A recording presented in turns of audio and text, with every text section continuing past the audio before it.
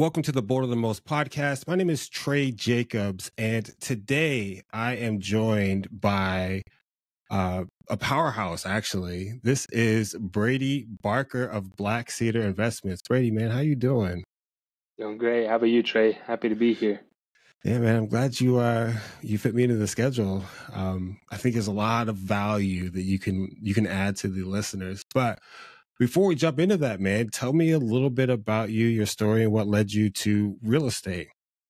Yeah, no, I'm glad you asked. So I got started in real estate a few years ago. I always knew I wanted to. I did little entrepreneurial things as a teenager, and I knew I wanted to do something with real estate. I didn't really know what. And so I started doing property management while I was in college. I really enjoyed that. And for anyone who's done property management, you know there's the good, the bad, and the ugly involved there. So I was very grateful to understand investments from that point of view. And I soon found that for me personally, I wanted something a little bit different to accomplish some of the goals and aspirations I had in life. And so I started looking for something different and actually came across multifamily syndications. So I started working for a firm, Multifamily Capital Partners.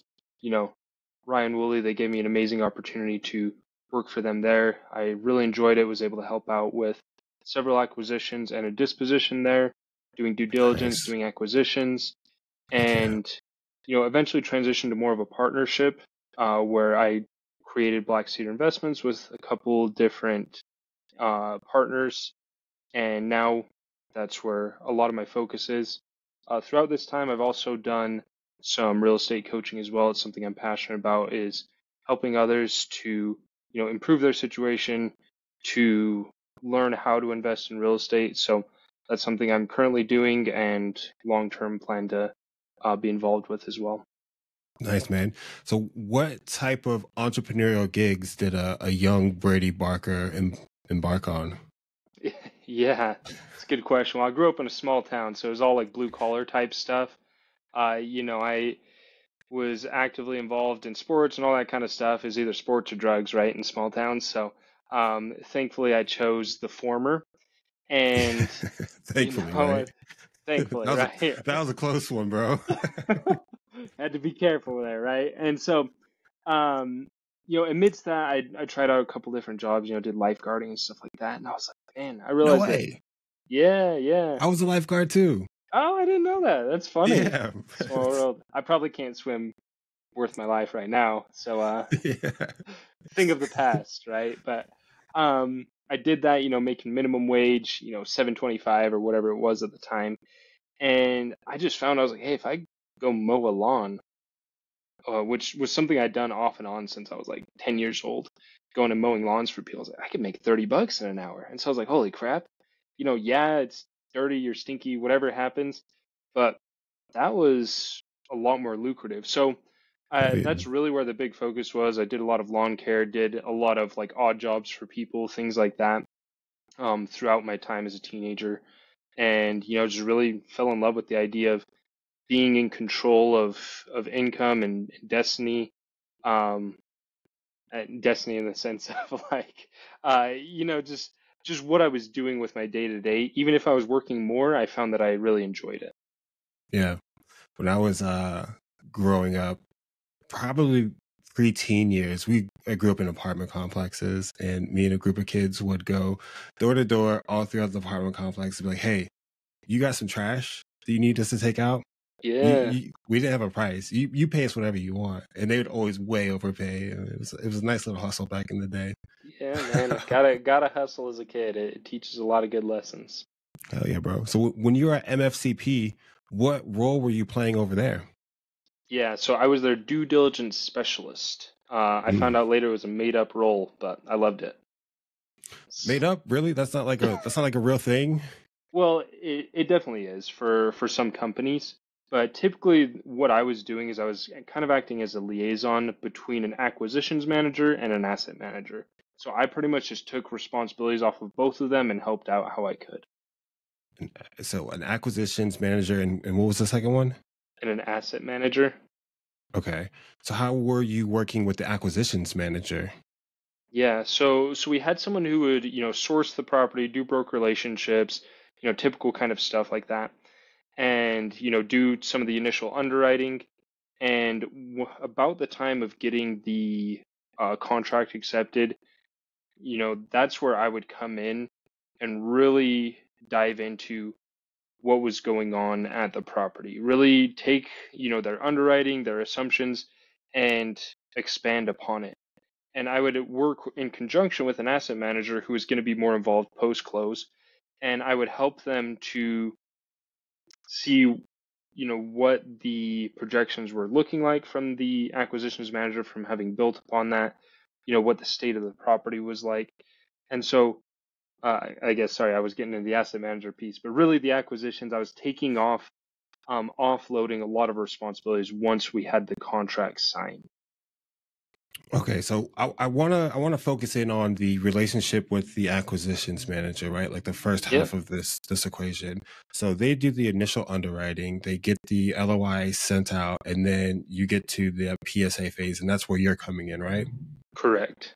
So are you re-underwriting the property? Like you're kind of checking their work, like um on the underwriting, right? Yeah, I'd say it's like a form of checking and balancing, right? Really, that's all due diligence is you're verifying everything that you've done with your assumptions. So I wouldn't necessarily go in and re-underwrite it if I didn't need to. I would Hmm. mainly focus on what are the things that we need to shore this up and make sure that these projections stand. And a lot of good acquisitions managers will do a lot of that up front. My job is to dig and nitpick and find whatever I could, past that. Okay, so let's say we have property X, right? And you guys just went into PSA phase. Do you have like a list of things that you're touching on once that property is passed into your queue? Yeah, for sure. So, I mean, really, there's probably, 50 to 100 different nitpicky points you could look at on a checklist that we have, but really the high level points are, we're of course evaluating everything on the financials and all that that entails. So, looking at different bills, what, making sure that the statements line up with what was actually happening in the financials, making sure that Hold on, real the quick. The statements, is that like the owner's bank statements? correct, yep. So Okay. we would request that from the owner to make sure that we could reconcile it with what they put into, a T12 or like an income statement, um, to ensure that they actually lined up. Same with their rent rolls, and also same with looking at things like contract services. You got to make sure that the contract actually lines up with what's happening in reality. Not that people are by nature dishonest, but there can always be mistakes that happen. And so we Right. would go in and we would verify all those things financially. We would go in, do lease audits, whether it would be ourselves or property management. I'm not going to take credit for doing all this myself. It's a lot of work. We'd work with great property management companies and ensure that we would get this done. Um, so a lot involved there. And then we would double check, some legal items with our attorneys, making sure that, title checked out, making sure if there were, any easements on the property, um, any liens on the property, all that fun legal stuff, those fancy words that we hope just work out okay. We would double check those things. And then, we go into the fun part that I think a lot of people like to talk about, which is the physical aspect of it. Go actually inspect the property and really dive into what was going on the ground. And that was one part that I found extremely enjoyable. I think everyone does. At least I Yeah. hope everyone does. And so I created, more its own list to where I was saying, hey, every time I go to a property, what are the biggest things I'm looking at? Really, aside from everything, you're looking at things like your roofs, your plumbing system, you're looking at electrical, HVAC. Those are all going to be high ticket items that you need to make sure are running properly. Then once you know whether those are good or whether they need to be replaced, then we can look at also all the value adds, unit upgrades, all the fun stuff that we want to, really do to improve the property. So just taking a step back here, back to the financial due diligence, it sounded Yeah, like you yeah. guys are rebuilding or recreating the financial statement to make sure that it aligns to what you received in the initial underwriting. Is that right? In a sense, yeah. I do actually know some groups who did that. They had a whole process they went through. I'll be honest for myself, I wasn't that, I guess, particular about it. I was just, hey, double checking that everything aligned there, whether it was myself or I, once I kind of got into it, I would really outsource that because it is time consuming. And Yeah. so we'd be able to make sure, working with property management or other partners, that that was getting done. Whether it be in an official T12 or not, we just have to make sure that those things actually did align. Gotcha. Gotcha. Okay. So then, what about taxes? How did you guys look at the taxes? Oh, yeah, that's a good question there. So, one of my favorite things to do, even before getting under contract, is to go and stock everything I can on the tax assessor's website, right? Seeing all the information they have. Different counties vary in how useful that information is, but typically we could find the past several years of tax bills on there. Once again, we're trying to double check that that actually aligns with what was going on with the seller. In some cases, we'd look at doing an appeal for the taxes where we're going to try to lessen the amount when we purchase it. And usually the acquisitions manager would have done beforehand their research to make sure what the tax rates were like in the area. They would have double checked, what the reassessment looks like as well. Will it Right. be reassessed upon purchase? Will it be reassessed every few years? Pretty much we look at what's the are the taxes accurate, and what can we expect going forward for those taxes. Right. How would like I always struggle with this part, right? Like finding out when the taxes are reassessed or how the taxes are reassessed. Like what's the best resource for that? Yeah, that's one of the fun parts is some of these things they're kind of decentralized, right? It's not Right. one place that you can go across the nation. Really, the tax assessor's office is really the best place to start. And this is one of those things where, you know, if you've ever heard people say, "Hey, be careful when you call the tax assessor," this is definitely the time because you want to keep it general, but you say, "Hey, for your county, when do you reassess the taxes on properties?" Hypothetically speaking, right? Because they're going to start asking a bunch Right. of I questions. They're remember going to be that. like, "Where's the address? What's going on there?" And like, I know they talk about that in trainings, but that's a real thing that happens. They're, you know, you, Yeah. they're You just gotta be trying to brag. cryptic, bro. Yeah, you got to be cryptic, man. It's all a fun part of it. Not that you're trying to not disclose anything necessarily, but really at that point, you due diligence, the nature of it is you don't know if you're going to buy that property. And so you don't Right. want to trigger something yet with the tax assessor's office. So oftentimes, I mean, the simple answer is old fashioned way, picking up the phone, calling multiple people until you actually get answers. Sometimes they do have solid information on their website. Some counties I've seen, a lot of them, it's kind of just, man, you got to figure it out. Right, right, right. What about insurance? How are you? I mean, insurance is crazy right now, right? Yeah. How are you guys looking at that or approaching that in the due diligence period? Oh man, I tell you what, insurance is it's a fun beast in and of itself. So typically we would work with one insurance broker who, we trust, and we make sure that, they have our best interests in mind on a property. Um, and that they truly understand, what our priorities are. Because if they don't ask you any questions, that's a red flag. Because if they just come back, they say, "Oh yeah, this is 700 a door," versus someone else gave you 900 a door. So often as investors, we just care about what's the final number they're going to give me. So Hmm. really, in a healthy process, I would say with an insurance broker, they should be asking questions about, hey, what do you want? Are you guys okay with the idea of self-insuring up to a certain amount? Are you guys wanting to get, a strong wind and hail deductible? Obviously, that's a big deal in, Texas and a lot of southeastern markets. Um, Yeah. or, along the coast, hurricanes, all that fun stuff, right? Places like Utah, where I live, you got earthquake insurance. Is that something you care about? Do you not? All that sort of stuff. So that conversation should happen initially. Then usually they'll have something called the statement of values where you're entering in all the information that you have about the property and going to find out any others. So that's going to be like the total square footage. what's the property made out of. Um, Most of the types of properties value adds we do are, stick frame, which is the least fire resistant. Where are the firewalls at? Can you get a site map for them? All sorts of things like that. The more information you can give them, the more accurate it'll be. Because there have been multiple times where people will just give vague information. The insurance broker doesn't ask many questions, and then they give them a quote. They're like, "Great, this is awesome." If they can get the lender to sign off on it, which can sometimes be a headache in and of itself, then when you close, they go do an inspection. And if you didn't disclose everything, that's when you're really going to get hit hard post close. So it's in your best interest to go through the work up front, working heavily with a insurance broker, making sure that they're asking the right questions, you're providing them the right information, so you can get an accurate quote by the time you close, so that there's not going to be these big surprises post close when the insurance Right. company goes out to inspect. Yeah, I didn't realize that they went to inspect after you close. So I can see how that could probably be problematic if Yeah.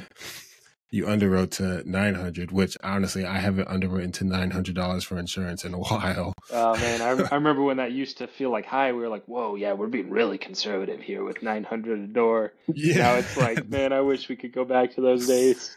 900. It's funny, my home insurance is even going through the roof. Yeah, So yeah. it's like, what is going on, man? Yeah, insane. Okay, so we've done all the financial due diligence for this property. We have the insurance, the taxes in order, and now we're actually stepping foot into the property. You called out earlier electrical, roofs, HVAC, and did you say plumbing? I said plumbing. Yes, sir. Okay, so high level, let's talk through those, right? So for GPs or passive investors, what should they know about HVACs? Yeah.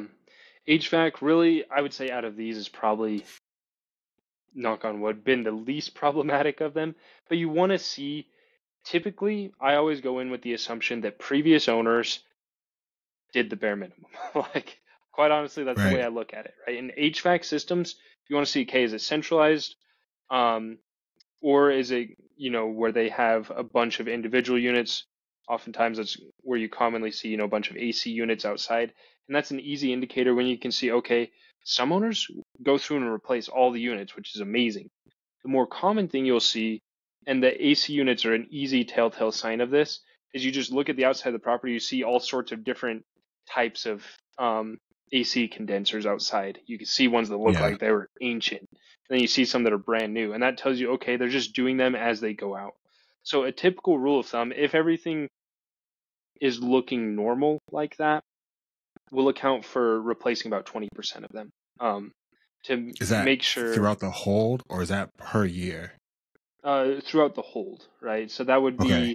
be, I guess, on your typical 3 to 5 year hold, right? If you're holding it longer, obviously you need to plan for that accordingly. But that's just a baseline, right? When you go to the property, you'll actually see and you say, hey, actually they've replaced 70% of these within the last 5 years. We're golden. We don't need to worry about it. Or Yeah. you go in and you say, hey, really, they're in rough shape. Looks like they've been tuning up the same ones a million times. Let's make sure that we um, are really staying on top of this, because one of those units, once again, I say, it's not like this is the hugest one ever, but if you don't catch it early, it can be a big deal, because if you're talking 3K a pop, give or take on these units to replace them, you do a couple of them, you can eat that cost. But if you didn't really make sure and do your inspections, and all of a sudden you have, a year or two into holding the property, a bunch of them going out, that's when you're going to be in Yeah. trouble. So really just making sure this one, it's pretty low key. Make sure that you understand what you're going into. Usually it's going to be a mix of new and used, new and older ones, I'll say, and Mhm. plan for replacing them as needed. So we got 100 units. We're just gonna in our underwriting account for replacing 20%. So 20 HVAC units at 3K a pop per. So we're gonna just add 60,000 into what is it called? Into your CapEx budget. CapEx. Why can't I think of that? Yeah, You're thank you. good. You're good. No, you're good, bro. Yeah, and so once again, that's just kind of a baseline. Like for me, if I'm working with an acquisitions manager, which I have started to do more in recent years, and you're just throwing out numbers, you haven't seen the property in real time, I'll do something like that. This isn't something all operators do. You could use that, encompass that in part of like your contingency capital. But then, yeah, Right. once you're on site at the property, you've inspected every single unit, then you'll be able to say, hey, actually, out of 100 units, um, 94 of them are new. That'd be amazing news, right? So you're like, sweet, we don't need We're to plan good. for that, or maybe you see otherwise. So that's one of the beauties of the actual physical due diligence is you're able to itemize every single unit and see a count there. What's typical life like on average of a unit? Of like an HVAC unit, Yeah. that's a good question, man. I really don't know, honestly. I mean, No, I've no seen worries. some that are still going after 50 years, honestly, like these original ones from the 70s. I'd imagine a lot of them are going to go out here soon, but really, I'd say probably 20, 30-year-old ones, we see a good bit of. So I don't know. That's Oh, something so I should they probably just Google more. I really didn't pay too much attention. I just looked at like, hey, talk to our contractor and say, that's the beauty of this, right? We utilize a team. Um, and I would come in and I'd say, hey, it looks like we probably need to replace about 30. And he'd say, no, like based on the actual inspection, there's this life in them. And I guess I've just trusted him and it's worked out so far. yeah, I'd say so. That's good, man. And it's true. I've toured a few properties where I'm like, wow, these things are antiques. Like, how are they still going? Yeah. So, like I said, yeah, it varies. All right, so roofs. Roofs. You pull up to the property. Are you actually getting on the roof, or are you just eyeing it? It depends at the very least. So if you're like touring it beforehand, you may not be able to get access, most likely. Um, and so, yeah, really, if you can get on there, great. If not, a lot of roofers and people like that start to use drones now is a Hmm. common thing that we see. And usually, as long as you can get, pretty clear picture of each of the roofs, you can know enough from that. So I'd say either get on the roof or have a drone typically. Okay, and I know a lot of operators like they just won't do flat roofs. Do you follow that as well? Good question. I mean, there's more, I guess we'll say, hiccups involved with it, but I have helped out with a flat roof deal, and that one actually worked out pretty well. So I'd say in general, yeah, it's nice to stay away from flat roofs, but if if the deal is good enough, you can make it work. Right. Okay. So when you're looking at the roof, what exactly are you looking at? Yeah, one of the biggest things is you're looking at what's the age of it, right? That's insurance, lender, that's going to be the biggest thing they ask is, well, how old is the roof? And that question can be subjective depending on who's answering it, right? If your broker or your seller, typically they're going to be saying, oh, well, it's this old, and are they talking about repairs that were done or a full replacement of the roof? And so you want to be able to understand, looking at it, has there been any damage? Has it been reshingled? Usually they can do a second one, but you don't want to go too many layers of shingles, right? Anyone familiar with roofing is aware of that when you're talking shingles specifically. When you're talking like flat Right. roofs, they'll kind of reseal, patch some stuff as needed. But um, yeah, you want to understand, okay, how much life is left on this roof? Because really they can say, oh yeah, it's 5 years, oh it's 3 years. But if they've just been doing a bunch of patchwork for the last few years, you may be stuck once again 2, 3 years into the deal where something large happens, you know, big storm, something like that. Maybe your insurance isn't going to cover a lot of it for some crazy reason if you didn't do your insurance homework, um, and then you're stuck replacing a full roof, which is extremely costly. So really, the age of the roof, but understanding that question's nuanced. So, in terms of like age, right? Let's play green light, yellow light, red light in terms of years. So, what is a green light in terms of years for a roof? Yeah, I'd say if we're talking typical 3 to 5 year hold, right? Uh, Green light would be, around 5 years for that, for the age of that one, and that's 5 years well taken care of, right? Not just 5 years Okay. piecemeal. 5 years newer. Then yellow light, 5 to 10, right? You're most likely going to need to plan for some repairs, things like that. maybe even a replacement during your hold time. 10 plus Mm. years, some lenders won't even mess with it. You may need to either get the seller to replace it or give you credits at closing to be able to replace it yourself. Yeah, I remember when I would reach out to brokers asking about roofs. A lot of times they didn't know when it was last replaced. So Yeah. I would go to like Hey, Google Earth and look yeah, at the satellite images and just scroll through the years and be like, okay, that's when it was replaced. yeah, You know? that's one of my favorite little things. You do Google Earth for the um whatever that is, bird's eye view, and then you do Google Right. Maps for the street view. I don't know why both of them don't go back in time for street view and bird's eye, but as long as you can use both the applications, yeah, you can kind of get a general idea from that. Oh yeah. So when let's say you got that 10 years old roof, right? And you just need to replace it. Yeah, Is there like a calculation or an easy way to estimate how much a roof replacement is going to cost?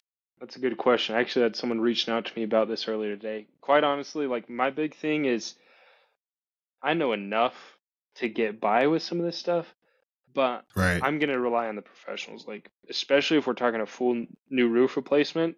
I don't know, depending on the market, what the replacement costs are gonna be like, what labor is at the time, materials, all that fun stuff that goes into it. So I don't mess with rules of thumb criteria or rules of thumb like formulas there.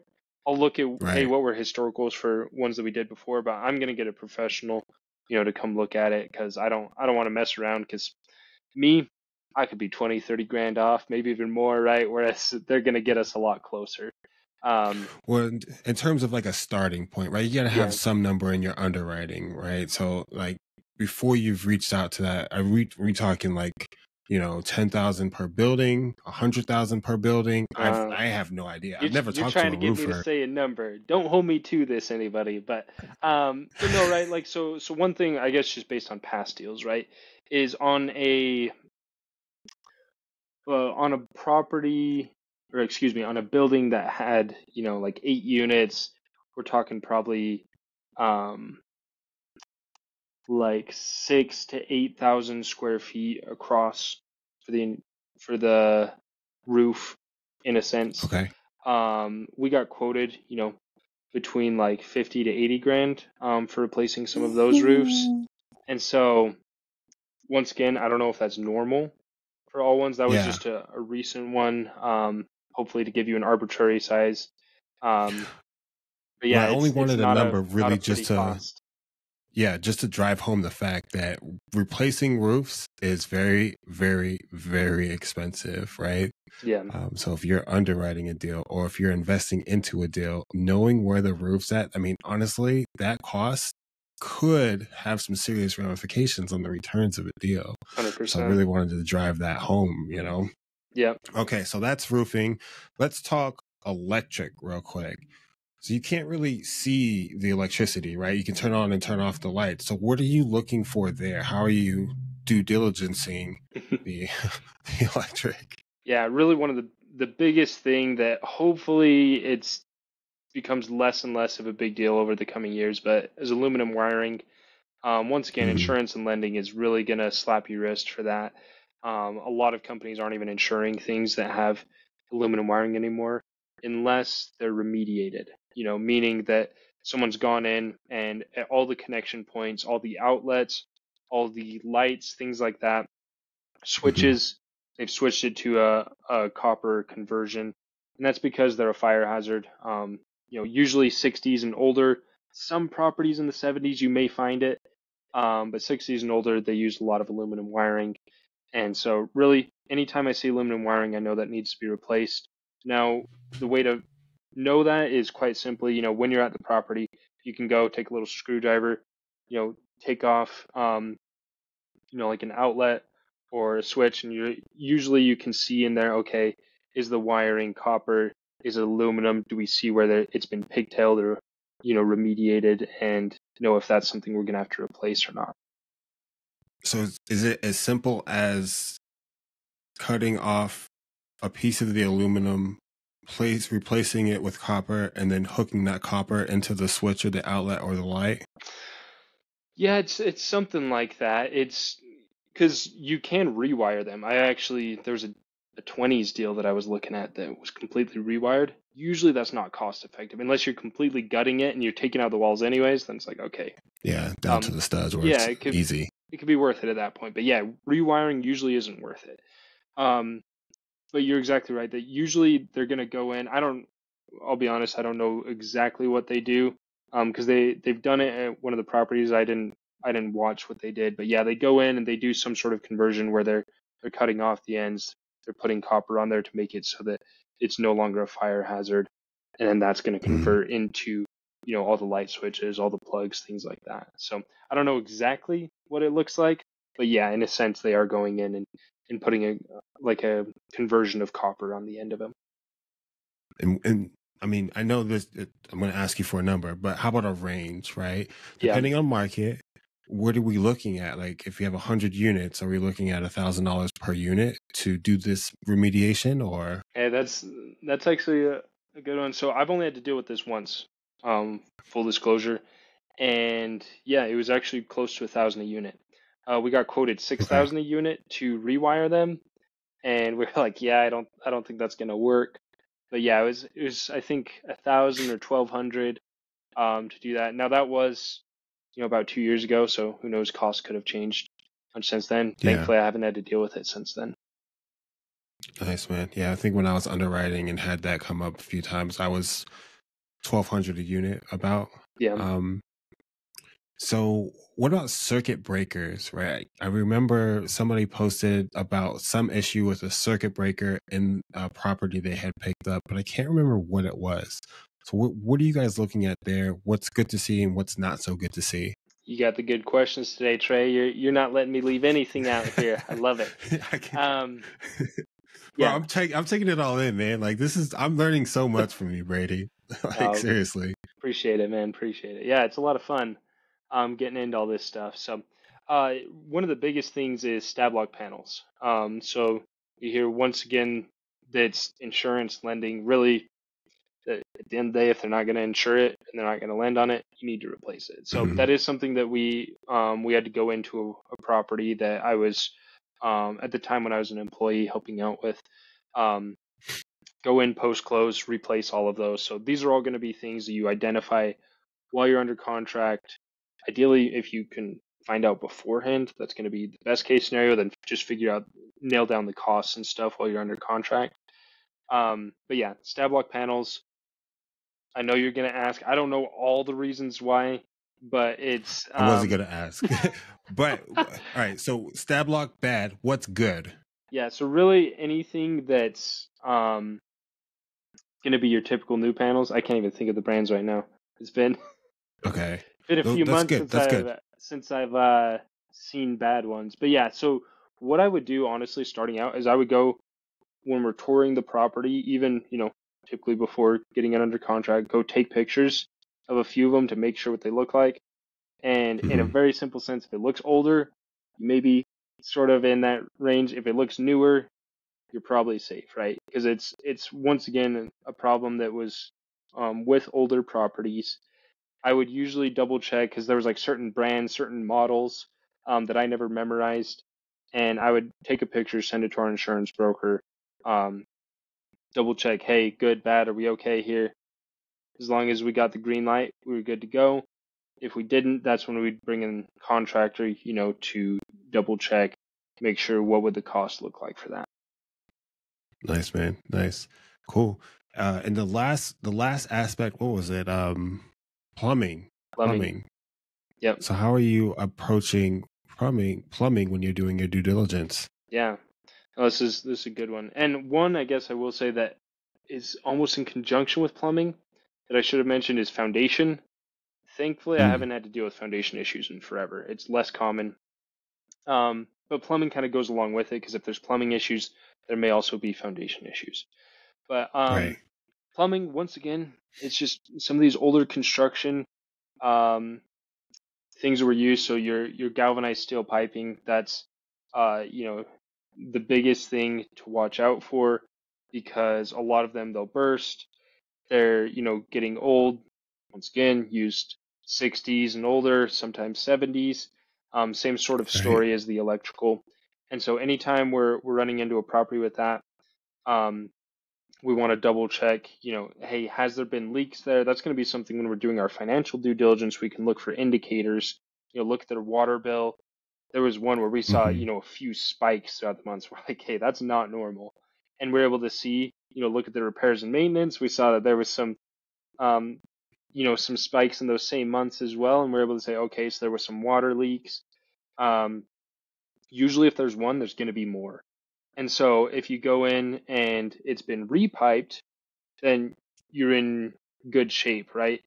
Um, if it's not, that's when you want to, get that taken care of. And so usually, you're going to have a plumber come out during due diligence. They're going to scope the pipes, meaning they put a camera down there. They're going to run it through, the main line. They're going to run it through some of the other, um, kind of plumbing lines. Usually get Hmm. pictures from a few there. And they're going to look for, are there, have there been leaks, even if it's a slow leak? Those galvanized steel pipes, but even newer pipes, you can still find, hey, are there a ton of blocks there? Do the pipes need to be flushed out? That's something even new construction can have issues with, is, having a bunch of obstructions that are going to cause problems later on. Um, so a good plumber will be able to help you identify that.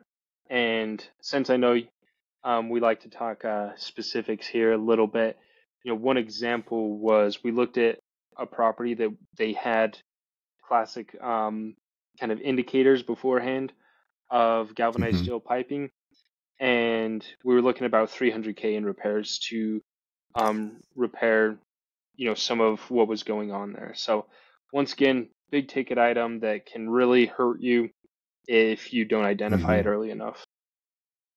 I've seen some properties where that main line had some severe issues Yeah, and they had to dig up like almost the whole parking lot. yeah, And then the front road, right? Because you have to connect it to the city sewer. Oh man, it's just a nightmare. yeah. Um, Those are just those a are no nightmare. So, fun at all. what is the best case scenario for materials with the piping? Is that like a PVC or? Yeah, that's a good question. Oh man, it's been a few months once again. No worries. No. Um, I mean, yeah, PVC is on obviously the most common one that we see in today, but I'm trying to think. I feel like there's some fancy flex pipe stuff they use. I don't know. I'm gonna have to ask my dude Keith after this. He was usually my Yeah. my plumber guy I'd go to with my questions, so I'll tell him not to watch this episode, and then I'll call him up um, Yeah. and double Well, check on if you that. hear back from Keith before we post this, I will drop the answer in the description Yeah, just so everybody yeah, knows what this fancy flex plumbing material is, so they can look out for it. yeah. Um, Man, that's super helpful, man. Like honestly, your knowledge of all of that is so impressive. Whew, man, thank you for sharing all of that. I appreciate it. So when you do run into issues with any of that, right? Like when do retrades and when does seller credits, when do those come into play? Yeah, no, it's a good question. Obviously, for anyone who's in the multifamily space, they know that you don't want to do retrades if possible. The last few years have been a little bit wild, right? So sometimes you have had to do that. And so what what we do is it all comes back to what was in your contract. Typically, your common, terms are going to be 30 days for due diligence.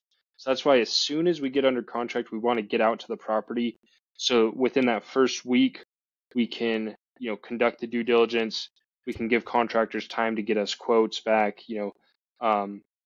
So within like 2 weeks there, you know, pushing it into 3 weeks if we really needed, we could have a finalized number and say, hey, either we're good with our capex or hey, we're not.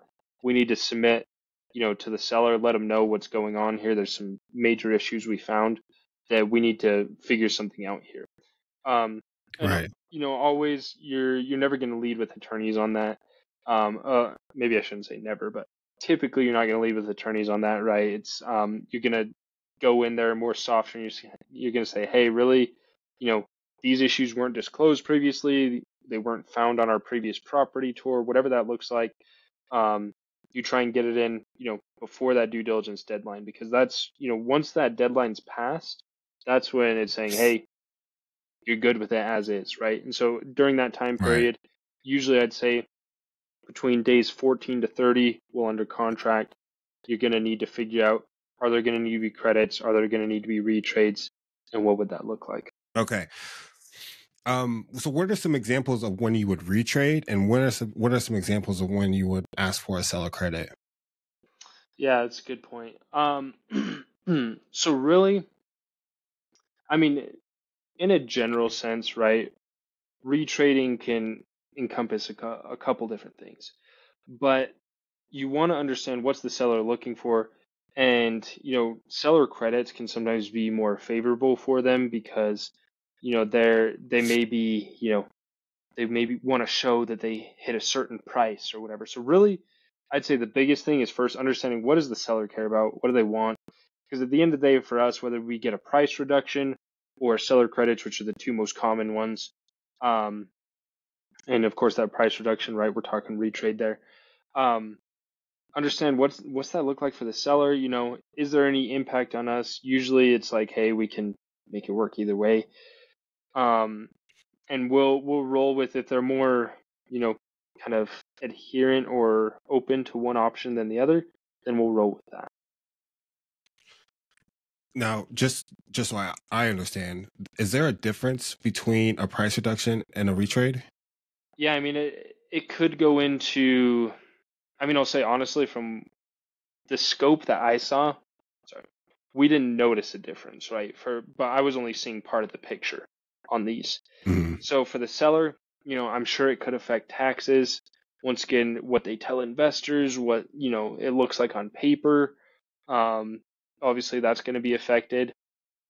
But yeah, I would think other than that, really it's going to be, the way that they're taxed or the way that um that shows up in the end for them. For my part, I was only seeing one piece of the puzzle. I didn't see a difference personally on any of the Yeah. deals that we did have to do this on.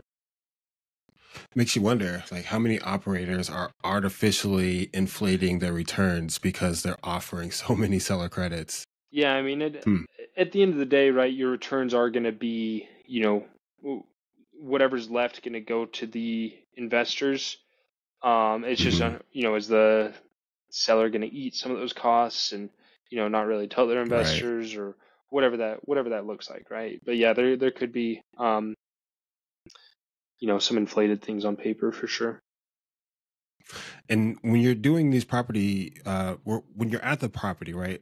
How are the residents? Are they involved at all, or they're just notified and have to let you in? Yeah, no, it's a good question. So they're notified, typically they're, you have a lot of people there at the property a day, and residents are kind of like, oh, what's going on, right? And you're saying, hey, we want to make sure how things are looking for, health and safety things, come to improve these. So when possible, I mean, I just love talking to people in general, but if I'm, for example, inspecting with somebody else, um, and I'm going to try to talk to the tenants and gather all the information I can, right? Because I'm coming in, I'm saying, hey, we're here doing health, life safety, inspections. We're just making sure insurance is good, whatever you tell them, right?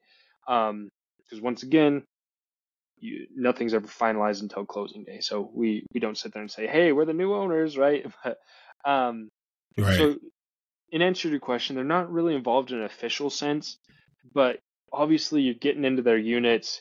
You're you're going to be talking to them. I like to talk to all of them that I can, and that's where I find out a lot of good, valuable information. Some of Hmm. them, for example, one elderly woman, she was super sweet. She was actually in Fort Worth, so um, Oh, nice. you're Dallas area, right? Side note. Yeah, I'm in Okay, Dallas. I'm not crazy. Cool. Yes, this sweet old lady in Fort Worth, we're doing the inspections around there, and it's common that they'll ask, "Oh, what are you guys doing?" and stuff. So I told her, I was like, "Hey, how's your experience been at the property? What do you like here? What do you not like here? Just kind of general things there."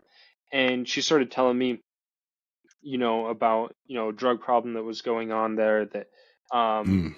we weren't aware, but people would come over a certain part of the property where like cameras didn't previously like see, and so they would hop the fence and then they would come do drug deals, every night and stuff like that, nearby to her unit. And we're like, oh, that's awesome to know. And so from that, we were able to, increase security measures, cameras, lighting, all that fun stuff. And so it's kind of cool just to see like, okay, that's how, a simple conversation there, we can find out a lot of information that we can spend hours looking through documents and looking Right. through, researching on the website. And in a 5-minute conversation, you can find out a ton of information from residents. Always take it with a grain of salt, right? But um, there is a ton to be gleaned from there. So once again, I know from No. from circling back to your original question, nothing specific needed from the tenants, but man, if you're not talking to them, you're definitely missing out. Yeah. I feel like those drug deals might have come from your small town, right? They They made it they all. picked the They wrong made it path. all the way out there. Well, there's a Yeah. unique breed called Stoner Hicks, right? So you have like, Stoner Hicks. yeah. It wasn't that bad. Let's be uh, real, but anyways. dude, you've like this is super valuable. And I wanna like if you were to package all of this up, right? And then just hand it to a new or experienced investor, right? What would that package look like? Like what do they need to know to confidently invest in a multifamily deal? Yeah, it's a good question. I mean, honestly, this may seem counterintuitive, but one of the biggest things that I say is there's no way you're going to be able to remember all this stuff. There's no way you're going to be able to know and see everything that you need to as a passive investor, as an active investor, even, let's say you're doing investor relations, things like that. You're not going to see all this stuff. So what you need to do is you need to really make sure that you trust the people that you're working with, who, Right. namely your property management, your acquisitions manager, asset manager, if you have a due diligence specialist like I was, make sure that you understand, you know, who they are, what their experience level is in this, how confident you can, how confidently you can trust them in this, and that's going to be the biggest piece because then from that you can start to glean a bunch of things. Once you get in one, two, three deals deep, unless you already have experience in construction and maybe acquisitions, in real estate or different things like that, you're probably not going to get heavily involved in this, nitty gritty stuff I'm talking about. Um, so that's where I say trust your teammates that you're working in. And then once you start to get more comfortable with it, that's where I would say, okay, really that's where you can start looking at the 100-point checklist, all that stuff, really diving in there deeper. Obviously, you can get into some of that in your first deals, but don't worry about it. You got enough of other things to worry about. Make sure that you trust the people who are overseeing this part of the process. Hell yeah, bro. I think a lot of people are going to trust you like even more after this conversation. So Go I know I do. Sheesh. Sheesh. All right. So with Black Cedar Investments, right? You were with MFCP and now you've kind of stepped out and you're working with some new partners and you've kind of switched the hat that you're wearing to more frontline, working with the investors, the investor relations team. How has the transition been from due diligence to this new role? Yeah, it's a good question. So, this plays into why I say, oh, it's been a few months since I've done that, right? Because on some of these due diligence items, because it feels like even just after a few months, I'm like, oh, I'm out of the game there, man. But yeah, I have transitioned more into the investor relations portion. Obviously, for anyone familiar with it, it's more of like a sales and marketing type role. Whereas, your due diligence is more of like your, really working with property management, a little bit more quantitative, things like that. Um, so transitioning. Uh, Honestly, is a lot of fun. Like I love the new challenge. I love seeing, hey, I've been around this business for so long, and there's this whole world that I'm not familiar with. And really, for our business, it was, hey, what's going to help propel us? For me, I like talking to people. I know I've said that a few times, and I really enjoy that. So I was like, hey, might as well try this out, right? Like let's see what we can do. And I after I started, practicing having investor conversations, starting putting myself out there more, I found I loved it. And I was like, man, I want to jump Yeah. full force into this. So after the course of, a month or two, I was like, hey, my business partners, they're experienced in the due diligence acquisition side of things as well. I'm like, hey, I'm going to jump full force, feet first into this because this is where we can build more traction for our business.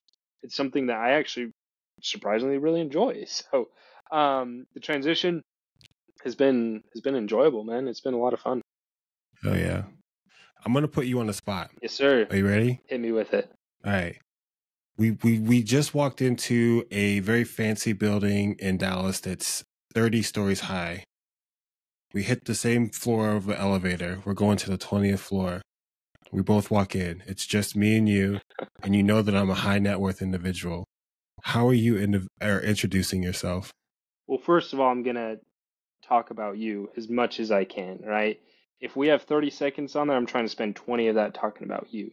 So I'm gonna get to know you, understand who you are, and maybe I'll. Hold on. I want break it. We're role Okay, playing. okay, okay. Okay. So, We're doing okay. it. The door's closed. I look at you. I nod my head. And you say, My man, that is one of the nicest beards I've seen recently. How you doing today? I'm good, bro. How you I'm doing doing? great, man. So what are you up to here today? I mean, it's not every day that we go into these big towers, right? I mean, maybe every day for you, but what's up? Yeah, man. Headed upstairs to my fancy dress party. Oh, It's a ball. awesome, man. Awesome. Love to hear that. Love to hear that. So, what is it you do on a day-to-day basis, when you're not at dress parties? Oh, I run a hedge fund worth multiple millions of dollars. Man, that is awesome. I love that. I'm actually in the space, with investors as well. I run a boutique firm where we focus on multifamily syndications. I assume, are you familiar with the syndication world? Yeah, I got a few buddies who are doing it. Awesome, man. Awesome. So what we do is we help high net worth individuals like yourself be able to invest into properties directly. That's where we differ from a fund. Is you're able to choose an investment opportunity, be able to get involved there, but still have passive ownership in it. But you can also get a lot of the tax benefits, along with cash flow and equity. So, man, I would love to connect sometime. I think you got a lot of great things going on. For me myself, I'd love to get some of your feedback on a project we're working on right now. Actually, would you be okay to connect sometime? Could I get your info? It's not bad, bro. I like how you ask for the feedback at the end too. I like that a I got to lot. slide that in there, right?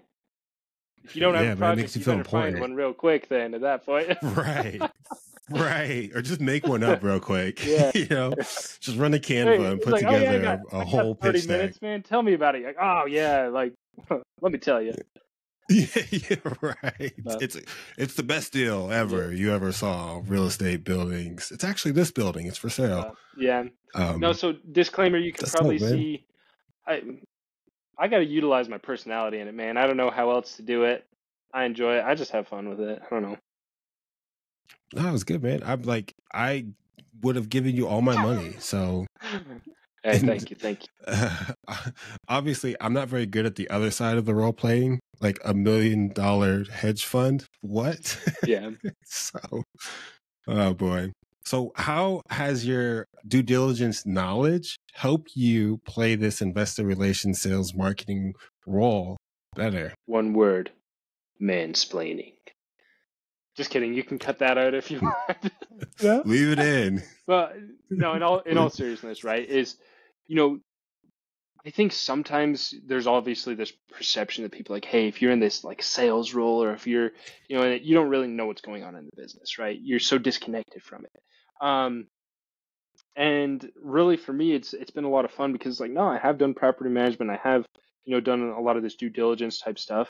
And so, yeah, if you want to know what the heck's going on with these galvanized steel pipes we're talking about, I'll tell you, man. Like it's a lot of fun. So, I think just being able to build credibility, be real with people there, that's something I've really enjoyed showing. Hey, you I've enjoyed, spending the last few years being on the operations side of this, and now I want to be able to share a bunch of that with you. Obviously, doing it bite-sized pieces, I'm not going to dump all this stuff on them, but when they're wanting to understand Right. more about it, I can definitely, feel comfortable letting them know, what's happening operationally at a property. Yeah, that's definitely powerful. I mean, your knowledge of the details inside of a multifamily property, I mean, I feel like that's huge. I feel like that's so huge. So, and has that knowledge helped shape Black Cedar Investments buy box, the criteria for assets that you're looking for? Yeah, that's a good question. I have found myself being highly picky sometimes. So I'd say this is where it's important to check and balance. because I have a partner who's a little bit more opportunistic, right? Where he's able to say like, hey, this could be something good. And I'm just like coming out, I'm like looking at all the negatives of it right away. So we're able to check and balance each other there. I'd say in terms of the criteria, um, I mean, really, we've kind of stuck to the same criteria all along. It's just that check and balance piece, I think, is the biggest part where, myself and my two business partners, but especially one of them, we're able to kind of push and pull when we come come face to face with a property. Yeah. I want you, shout out to your business partners. Yeah, Want you to give them a quick introduction. yeah. They're both a lot smarter than me, more handsome, and just great dudes. So we got Hunter Gasquet. He's from Tennessee, and amazing dude. He's worked in development. He's done some of his own real estate previous to this, and really well-rounded individual. He's really good with the Yeah. people side of things and really good with the number side of things. It's hard to find that sometimes, except for you, Trey. Of course, you're good with that. So doing it all, baby. Hey, my man. My So, man. yeah, Hunter's amazing. Then Zach, he's the mastermind, man. He's created multiple different proprietary underwriting templates. He, worked for multiple large multifamily groups prior to this. So he saw, Mhm. groups that own 20, 30,000 plus units.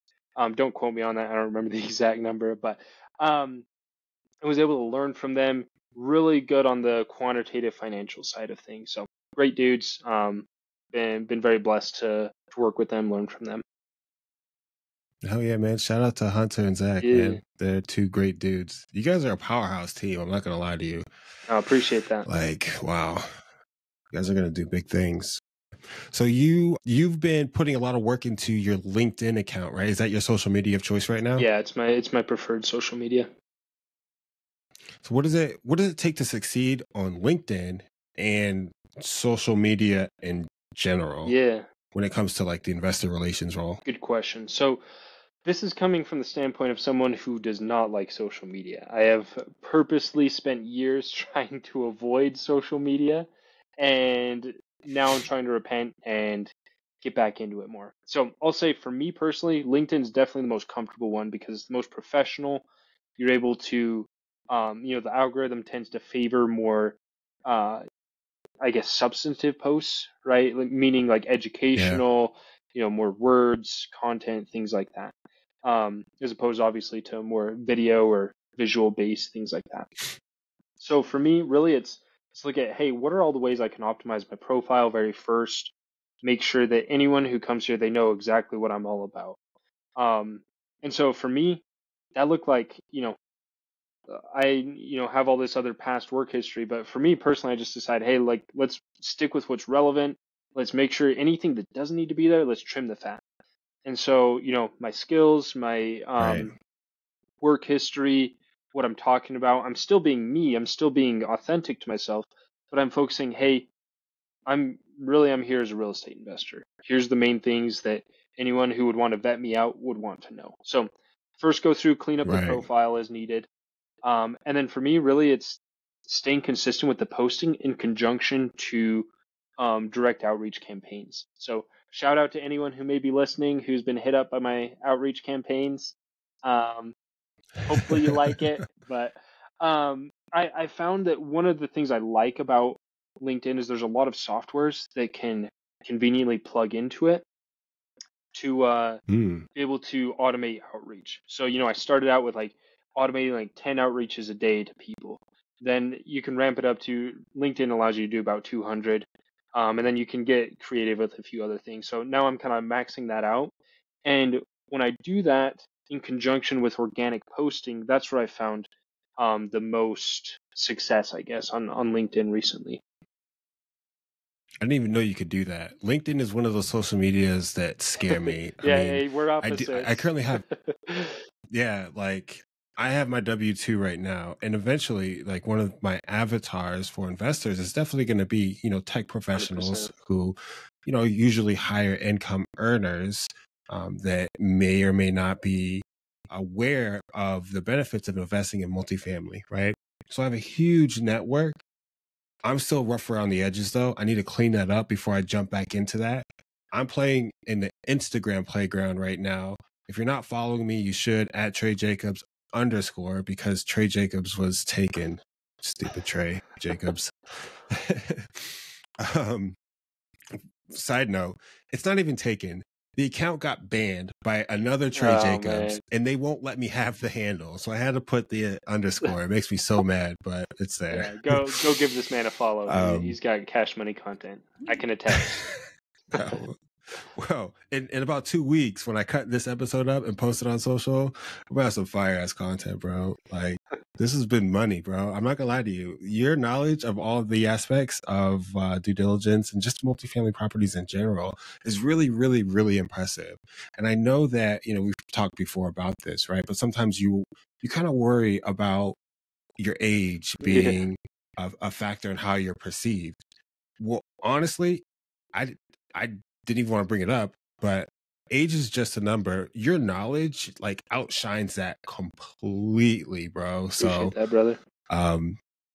yeah, man, thank you for everything that you do for the community. Just a good guy, man. Just a good guy. No, I appreciate it, man. All right, let's oh yeah, bro. Let's talk about goals, right? What are some of your personal goals? What is the next? I don't even want to go 6 months in a year. What are your goals? 6 months in a year, huh? So I would say really some of the biggest things for 6 months to a year is continuing to lean into the capital raising side of things, become more adept with different social media platforms, and continue to gather more data there so I know what's working, what's not working. I had a heyday starting out with just trying out a bunch of different stuff, right? And it's a lot of fun. You see what sticks, what doesn't. And now I have enough time and efforts doing that to where I can gather data. So really data gathering is going to be a big part of leaning into that more. And then additionally, like I started acquiring properties in Utah. That's, my home state, something I plan on continuing to do. So, next 6 months to a year, if we could paint a perfect picture, right, that would look like half the deals in Utah, half the deals in emerging markets outside of Utah, to have a good mix, both for my own portfolio and for our investors, who, have their different preferences. Right. On the personal side, obviously keep doing, have multiple goals with myself, my wife for, personal development for our family. Probably going to be moving here soon. Really? Where you guys moving Yeah. to? So we talked about moving to Florida for forever. So I'm just going to manifest it here publicly, right? Like it's something, you know, Are you talking Orlando? Orlando area, right? So about an hour away from Orlando is where we're looking. So Wow. move, You're like the very opposite of Florida, man. Like, how are you gonna do that? dude, I love Florida, right? So it's like, or at least Central Florida. I guess I haven't gone out in the boonies too much, um, of Florida. So I don't know. I'm kind of scared too, for being honest. Gotta be careful. Those stoner hicks. Yeah, dude, they'll come out of the They're woods deep and out catch there. you. They're a different breed than the ones in Utah I hear. So, but no, dude, like I love like the Caribbean influences along with like the Southern influences. I think I speak Spanish, so um, I love just a lot of the food, the culture, a lot of the people. It's just like I've been in Utah for a while now. I've lived in Midwest, I've lived in the Western U.S. most of my life, um, and me, my wife and I are ready for some change there. I think it'd be positive for us. Also, probably some changes coming down the line that can't really talk about yet. For some of the things I'm doing in terms of consulting, helping out other Mm-hmm. multifamily investors. So I got some exciting things coming down the line there. I know I'm speaking very vaguely right now, but we have several goals attached with all those things. Yeah, it's very foggy what those goals are, but I hear you. Hey, all I ask is you get a house that has a guest room so I can Oh, come yes, sir, visit. dude. That's My all. my wife, we don't need the space, but she wants like 6 bedrooms, and she's the boss. So, 6 dude, bedrooms. What? That's a mansion. I'm a simple guy. Gosh. That's the real reason I had to invest in real estate is to support her lifestyle. Yeah, Just kidding, just sounds kidding. like it, man. Love my wife. A lot more reasons than than just that. But Cool, man. Well, I want to open up the floor, man. Anything that you want to add or say before we wrap up? man, yeah, this has been awesome. I appreciate it. I would just say one of the biggest things, if I could go back several years ago, I really, really would have focused on personal branding a lot more. Even if I wasn't focused on capital Mm, raising, I would have really made more of an effort there because I kind of just honestly like stayed in the shadows for a few years, other than like my, career and, the people that I was running in circles with there. My family, other people outside, I didn't really know what I was doing. So that would be one thing I would say, especially if I was just getting started. Best time to start was several years ago. Next best time is right now. Just start with something with like personal branding, things like that, even if you're not in right. a position for that. I saw myself as, hey, I'm a due diligence guy. I don't need any of that. And it would have served me very well to have started that earlier. So that would be the one thing I would say, honestly, with that.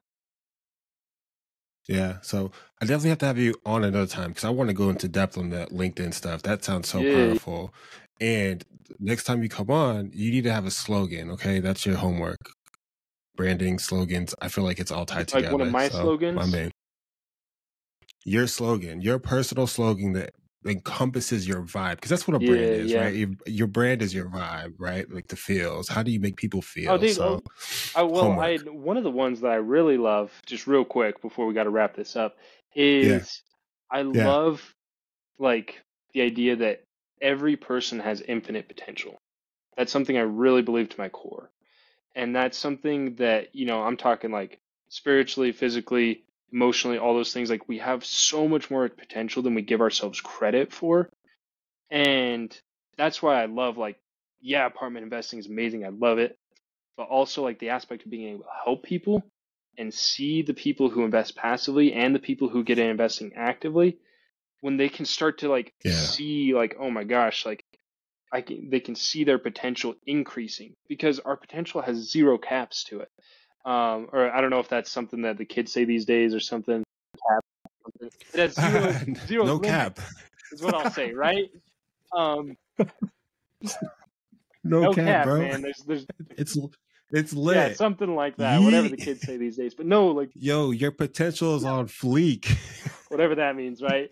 Um, but I don't know. I'll get it more like formulated next time when we talk. But yeah, infinite potential, man. Well, so in my kitchen for probably the last 5 years, I've had the quote. It's not a Coach Carter quote, but it's from Coach Okay. Carter. And it's, our deepest fear is not that we are inadequate. Our deepest fear is that we are powerful beyond measure. My man. And I think that's so powerful. So I put it in my kitchen because your boy likes to eat. Yeah, And I yeah. look at it every day. I ain't Oh missing no yeah. meals. So just to I remind love that, man. myself. Cool, man. Yeah. Where can the people Yeah, find you you? can find me, the biggest way, LinkedIn, like we talked about. So, um, we'll post my link there. My website, blackcedarinvestments.com. I'm on Facebook, Instagram. I'm trying out X and Threads. So if you really want to connect there, we can as well. Awesome. I'll drop all that in the description. Thank you so much for joining me today. And yeah, so much value. But with that, I'm Trae Jacobs. This is the man, Brady Barker. We out of here. Peace.